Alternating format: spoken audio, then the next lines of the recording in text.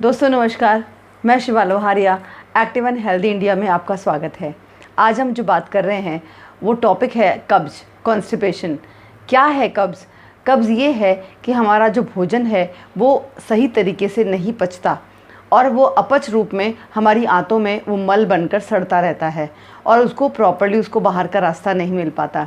तो और कई लोगों को ऐसा होता है कि 10 से 15 मिनट तक वो टॉयलेट में बैठे रहते हैं, या फिर कई बार ऐसा होता है कि उनको एक दिन नहीं हुआ, 2 दिन नहीं हुआ, वो खूब पानी भी पीते हैं लेकिन उनको फ्रेश नहीं होता, तो उसे हम बोलते हैं कब्ज़। और वो कब्ज़, वो जो मल है वो आपकी आंतों में लगातार अगर 1-2 दिन रह जाता है तो अंदर सड़ता है और उस सड़न की वजह से आपको गैस की प्रॉब्लम हो जाती है और बार बार आपको डकारें आती है, या फिर आप बार बार आप गुदा मार्ग से वो गैस को पास करते रहते हैं। तो बाहर आप कभी शर्मिंदा होना पड़ता है कई बार कि स्मेल आती है तो बड़ा दुखी होते हैं। और ये प्रॉब्लम भारत में ही नहीं, सब जगह बहुत लोगों को है। आजकल हम थोड़ा सा आधुनिक हो गए हैं तो हमें लगता है कि हम इंडियन की जगह वेस्टर्न पॉट यूज़ करने लगे हैं, पर ध्यान रखें कि इंडियन पॉट हमेशा जितना अच्छा है, जितना सुरक्षा वाला है और आपके पेट को ठीक रखता है, तो हमें कोशिश ये करनी चाहिए कि हम इंडियन पॉट ही यूज़ करें। और थोड़ा सा हम दैनिक जीवन में कुछ बदलाव करना ज़रूरी है अगर हमें कब्ज़ से बचना है तो, क्योंकि कब्ज़ ही ऐसी एक प्रॉब्लम है जो आपकी नई नई बीमारियों को आमंत्रण देती है। जैसे धीरे धीरे आपको कब्ज़ होने लगता है तो आपका पेट फूलने लगता है। कई बार बहुत सारी प्रॉब्लम्स, हम ज़्यादा प्रॉब्लम्स के बारे में बात नहीं करेंगे क्योंकि हम कब्ज़ की ही बात कर रहे हैं। तो हम उससे कैसे निवारण ले सकते हैं, कैसे उससे हमें छुटकारा मिल सकता है, तो आइए हम कुछ अपने दैनिक जीवन में बदलाव करें। हम सुबह उठें और पहले हम 2 गिलास पानी पीने की आदत डालें। अगर आपको 1 गिलास पीने की आदत है तो धीरे धीरे पानी की मात्रा को बढ़ाएं।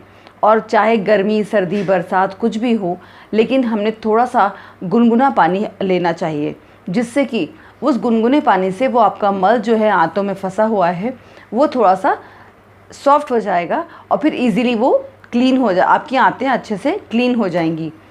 दूसरी बात, हमें उसके बाद योग और प्राणायाम पर ध्यान देना चाहिए।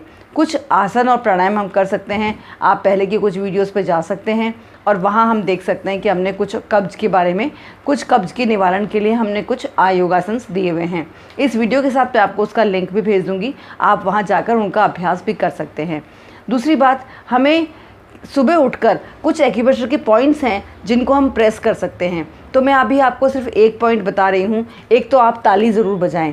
हम जब कहते हैं कि कहीं हम किसी कार्यक्रम में हैं और कहते हैं ताली बजाओ, तो आजकल एक फ़ैशन हो गया है कि हम थोड़ा सा धीरे से ताली बजाते हैं और छोड़ देते हैं, लेकिन वो दूसरों को प्रोत्साहन तो बाद में है, वो आपके शरीर को स्वस्थ रखता है।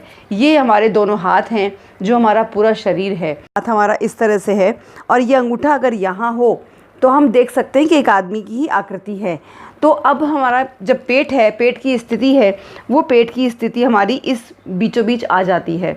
और आपने देखा होगा, और देखा नहीं, हमने सबने देखा होगा कि हम ग्रामीण माहौल से पले बड़े हैं, तो हमने देखा होगा कि हमारे परिवार में बड़े जो बुज़ुर्ग रहा करते थे वो वो तम्बाकू खाया करते थे और इस तरह से वो मसाज करते, अपने तम्बाकू उन्होंने हाथ पे डाला, उसमें चूना मिक्स किया और वो उसको मसाज करते थे और कहा करते थे कि हम ये पहले ये चूरी खा लूँ, उसके बाद वो मुंह में डालने के बाद वो फ्रेश होने के लिए जाया करते थे और उससे जाकर के उनको फ्रेश भी हो जाता था। पर क्या कारण है कि वो चूरी उसका निवारण था या यहाँ पर जो हाथ की मालिश हुई थी वो उसका निवारण था?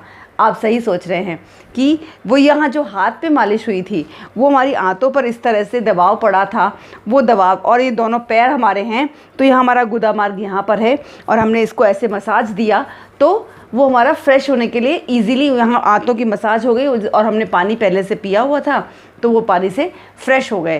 तो अगर हमें लगता है कि हम हाथ से ऐसे मसाज नहीं करते हैं, हमारा मोटिवेशन लेवल नहीं बनता है, तो हम दोनों ऐसे हाथ के बीच में, दोनों हाथ में कर सकते हैं। ये हमने नमक लिया है, थोड़ा सा नमक ले लीजिए हाथ में और उस नमक से हम इस तरह से मसाज कर सकते हैं। ये हाथ में इसको मसाज कर सकते हैं ऐसे क्लॉकवाइज की तरफ। तो इसको मसाज करेंगे, ऐसे ही हम इस दूसरे हाथ में ले लेंगे और इससे हम ऐसे मसाज करेंगे।